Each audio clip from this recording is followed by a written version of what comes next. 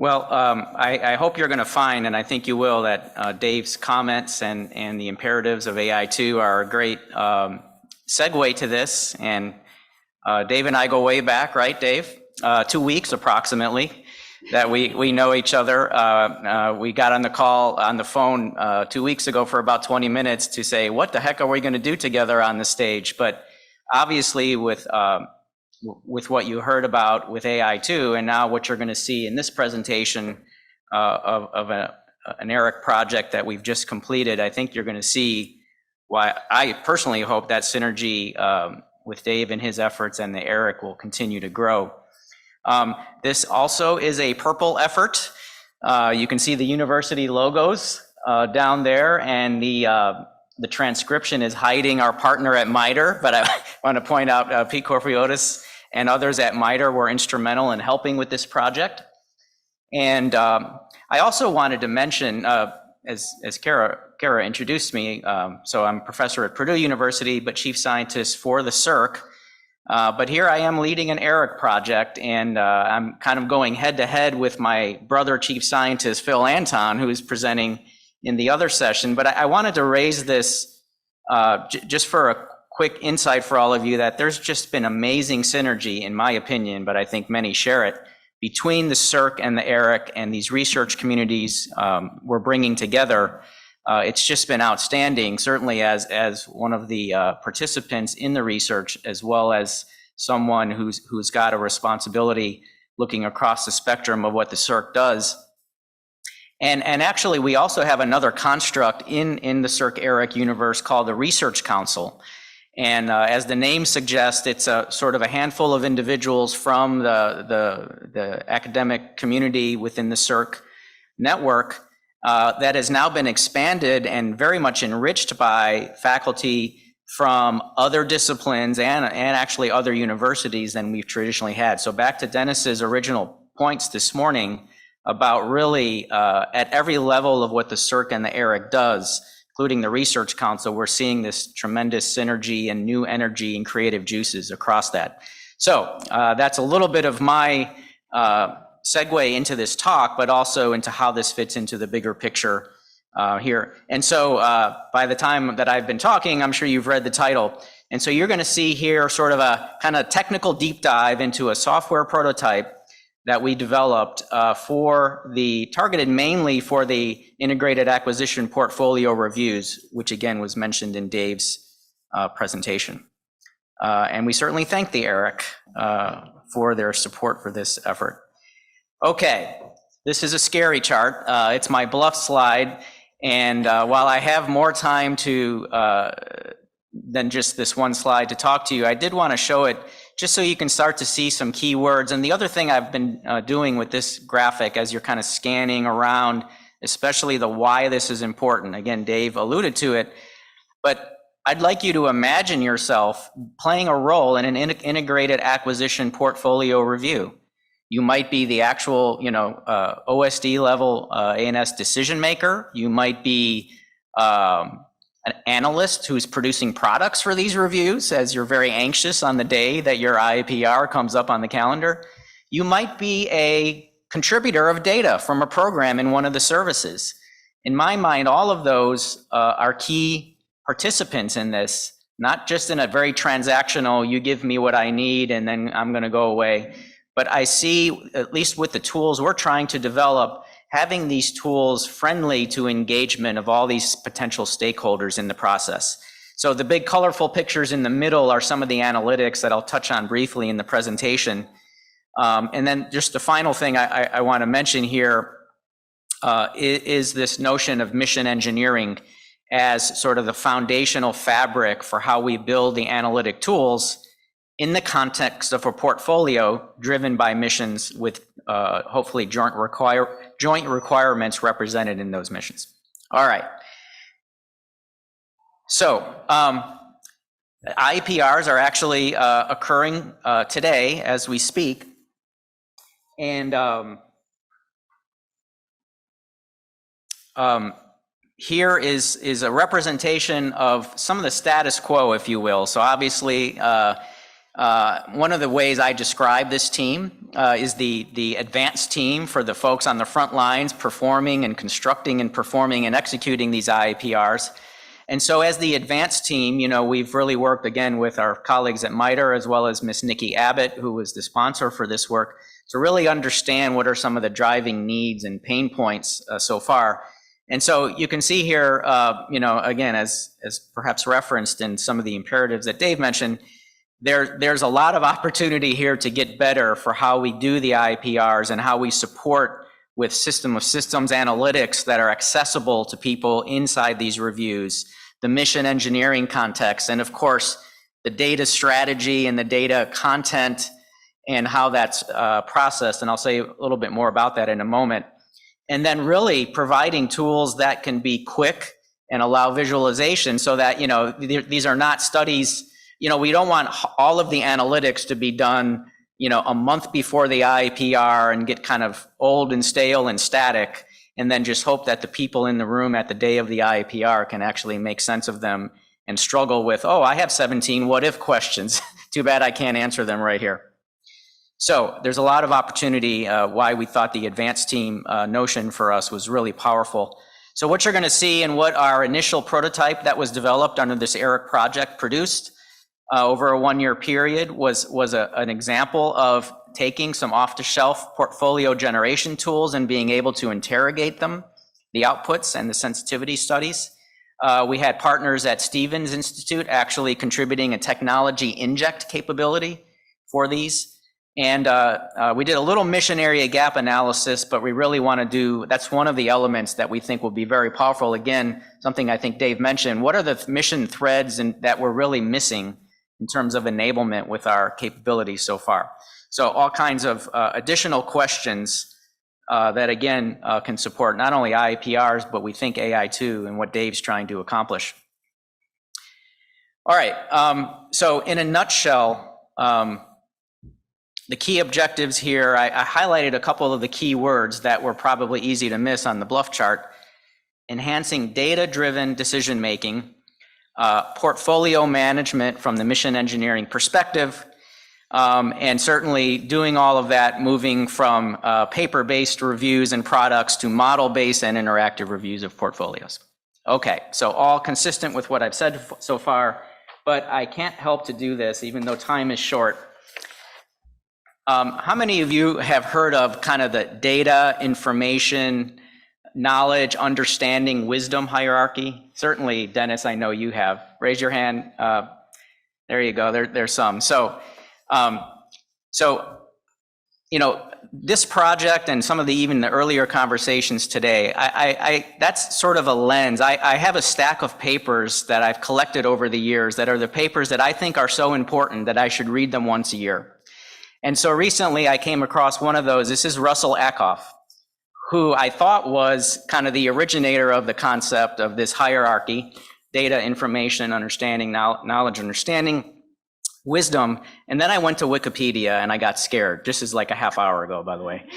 So, there's a lot of claims of where this really got started, and it goes back to the Middle Ages and things like that. But I think Russell Ackoff, very famous systems person, deserves credit. And the reason this is sort of engaging my mind right now, I think we need to move beyond just thinking about ingesting the data and using the data, and think about what are the outputs from these processes, especially folks like us developing these analytic tools to engage human beings, right?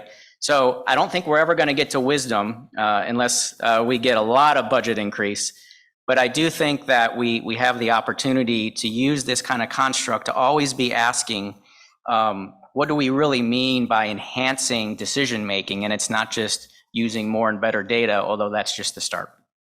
All right, so thank you for doing that. And for those of you who are now motivated, you can go find Russell Ackoff's paper online. It's always good to reread that. Another thing that was really instrumental in helping us get a jump start on this is, in fact, that we had, now that you've seen these graphics again, a great starting point, again, thanks to the SERC here 5 years ago, kind of helping prepare the ground for what we're now harvesting for this project. And that is a project that was called the System of Systems Analytic Workbench. And so you see here 4 of the tools that were developed, and now there are more in this concept of a workbench. And one that I'll show in a demonstration here today, one that I want to highlight, though, that shouldn't be any surprise given the topic of what I said and what Dave alluded to, is robust portfolio optimization. So if in fact we are doing integrated acquisition portfolio reviews, it should be very natural that we use the mathematics, pretty strong mathematics that we have already available in the RPO world. Another tool that you see shown on the left of the RPO is the System Operational Dependency Analysis tool. And I certainly won't be able to go into the details on that one here, but when you see a little bit of the snapshot, what you'll see is a little bit of that power of the what if answering and the knowledge and potentially approaching wisdom perhaps of, what does it mean inside one of these portfolios? What's really driving how it's really ticking? And how can I learn from that and apply it to how I'm making decisions? Okay, so the graphic now exploded here, possibly readable, but as we all know, a portfolio problem consists of what should I put in my basket, whether it's stocks, investments, or capability components in a mission engineering context. What should I put in my basket to accomplish one or more mission threads in a family of missions to the best extent possible under the given level of risk I can afford or dollars that I can afford? And so again, this is already built fairly robustly in the analytic workbench, but it really got an enhancement and an upgrade in its robustness, partly through the software development expertise at Purdue, but especially our friends and colleagues at Georgia Tech Research Institute, who really came in, speaking of them in this slide, and made a much more, together, we made a much more cohesive, and no surprise, Python organized set of tools and interfaces that I think is going to make this far more possible to transition to use for actual IPR sooner rather than later. So really call out to the team for the excellent work that they did for this to maximize that probability of use. So at a high level, in a sort of an input-output picture and frame, this is how we envision this. So you see some sample of those SOS analytic tools there in the middle. And then the types of analyst inputs that you see there, again, consistent with the motivation that I gave, but also some of the context that Dave mentioned. So mission threads, desired outcomes, required capabilities, measures of effect and efficiency, costs, et cetera, et cetera. The last one on the bottom shouldn't be overlooked, right? Associated uncertainty. Part of the value of data and more data and certain kinds of data is not to teach you something new about, just adding X plus 1 to X that you already know, but actually characterizing the uncertainty on the things you think you know, without trying to get too close to the Donald Rumsfeld quote here. But also, this provides tremendous opportunity, in my opinion, for ingesting test and evaluation data where it exists in a way that we maybe typically don't do with these kind of upfront analytic tools looking at portfolios. Now, the outputs, again, is a function of who the user is and who is the role. I mentioned earlier, you might be the analyst asking a very deep technical question. You might be the decision maker who needs a accessible but explainable answer, and you might be something in between. And you might be a program manager in the Army who contributed significant data for this particular IPR, and you want to harvest some of the fruits of that without just getting either no answer or some vague answer of how your stuff played and was useful. The other way, to think about this, if you abstract all the details of what's in the inputs and the outputs, again, is think of these decision engines that we're building as taking kind of raw data / information kind of in the Russell-Ackoff hierarchy and trying the best we can to make the outputs not just more information and data, but actually knowledge and possibly understanding, and then again, in 100 years, true wisdom. Okay, with that lofty goal, I'll go pretty fast between this one and the next one because it's much more tactical, but I thought there might be a few folks in the audience who might want to talk to us offline about some of the mechanics. And certainly back at the table, Danny and Waterloo, if you can raise your hands, and Cesare, we have some of the authors, a lot of this goodness here that you can talk to afterwards as well. But we have some of the inputs coming again from mission engineering threads, from other sources of information, and depending on the needs of the things in the purple box there, our SOS Analytic Workbench, as well as other things that are in that sort of center dark blue box that we call a DSF, a Decision Support Framework, which could include things like requirements on modularity, which you see an example of MOSA here. So what we're calling our prototype that we developed is a Decision Support Framework for IAPRs. It's not the Analytic Workbench for IAPR. That's sort of the core, but it's all the other things, the data, the context, the mission engineering foundation that come together for the specific purpose into a tailored decision support framework. Okay, so along the way on the project, taking this construct, we really did make a lot of progress. Some of them are shown here, some of them are hidden by some of the online things. So just suffice it to say again, there was a good amount of creativity in what we did here, but also a good amount of just core, old-fashioned, good software development to make these things accessible and user for, again, our role as the advanced team for the actual folks doing this. Just a quick one slide shout out really to the Stevens team, and Brian's here, did a really neat kind of both component, this tech inject capability in the Analytic Workbench, DSF, but also a very relevant problem for the demo you're going to see here on how a variety of different constellations could be configured to support particular mission threads. All right, so in the short time remaining, a quick notional anti-surface warfare problem. We tried our best, to develop a problem that did not use real data, but had data that was reflective of what real data would look like, just so we could really do the software prototyping here. So again, we scream out here with the reminder, don't get worried, this is all completely notional data, but hopefully to some of you in the room, you can see the relevance of this. In fact, we already saw some presentations that mentioned this kind of thing. So in the spirit of moving beyond lightning charts to real decision analytics, there's always still good use of OV1s and ConOps, but I think all of you are familiar with the kinds of assets that would be involved in an ASUW problem. So again, you think about yourself now as the analyst producing products for the IPR. So naturally, you have to develop a large list of systems, capabilities, assets in the different domains that are part of this portfolio review. And so that's an example here. And then again, this workflow is a bit tailored to how our tools are constructed, but still very consistent with, I think, the mission engineering guide, as well as other things that we used. And so each system generates or consumes support requirements. And so under the hood of the robust portfolio optimization, you basically have to satisfy constraints. Like, no kidding, if you're going to use a particular air or space asset, if it needs something, information or other things from another asset, that constraint has to be satisfied in the particular portfolio, otherwise it's not a feasible portfolio. Okay, so there's some math and some bookkeeping to do that.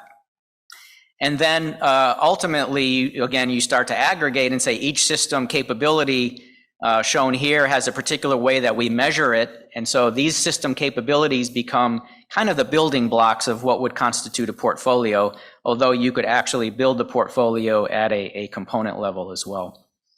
And then finally, at the highest level is an SOS capability that, again, applies directly to a mission requirement or more that will end up driving the composition of the portfolios that are the preferred portfolios for a given application. All right, so again, for our demonstration effort in this first year, our GTRI colleagues had a discrete event simulation called Upstage, which was very handy for us to use. But you can think about any modeling in sim really being part of this process, AFSIM, other things, etc. So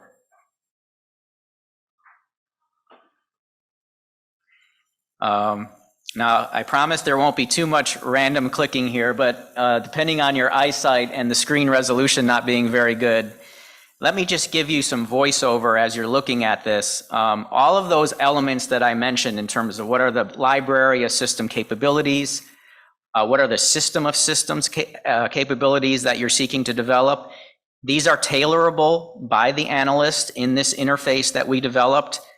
There's a box there that is just above, kind of around where the arrow is, on risk aversion.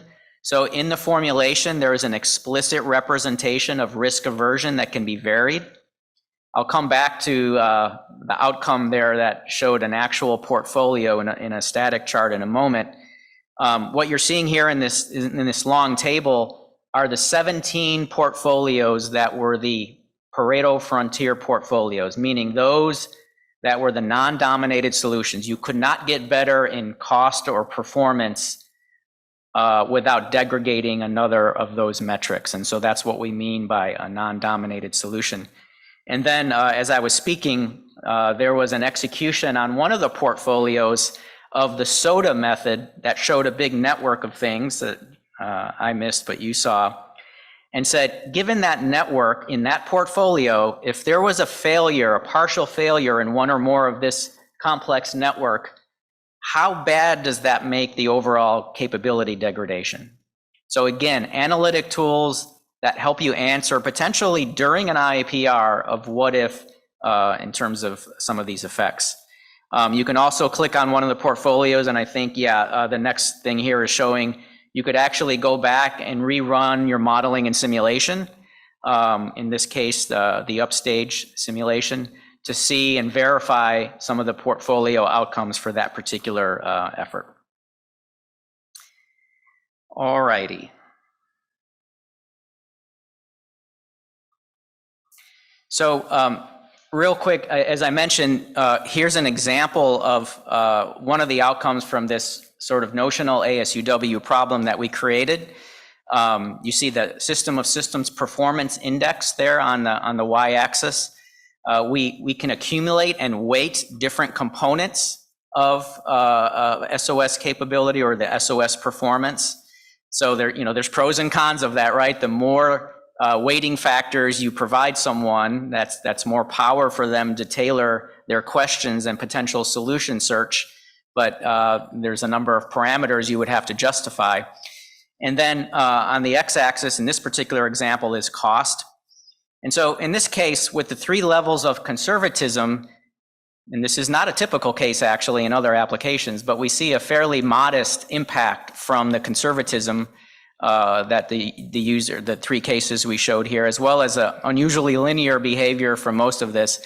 But my main point here is not to justify, the particular results for this notional example, but again, to give you the sense of why we think this could be powerful actually during an IAPR, to really play with these conservatism levels. We heard a lot about that earlier today, right? Risk aversion versus being a little bolder, and also the components of the portfolio optimization objective function.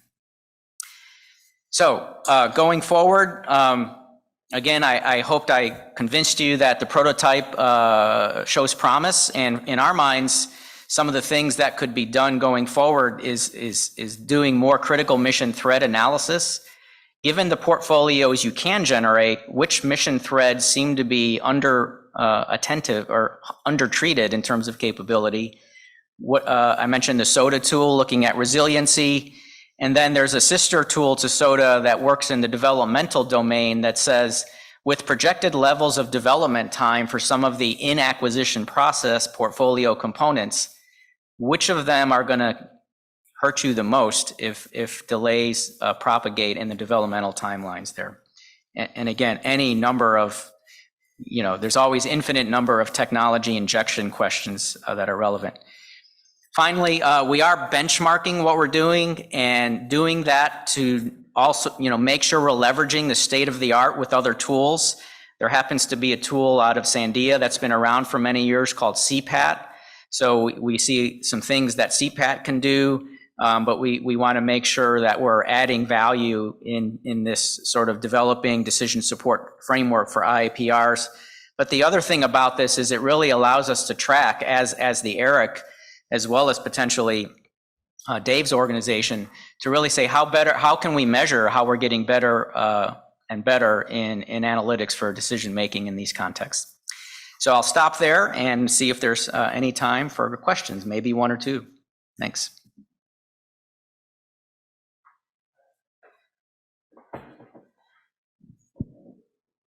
Any questions?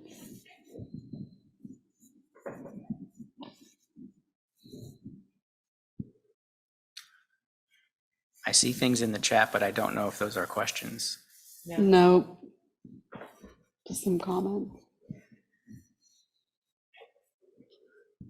All right. Thank you. Well, with that, we'll move to the break and we'll resume.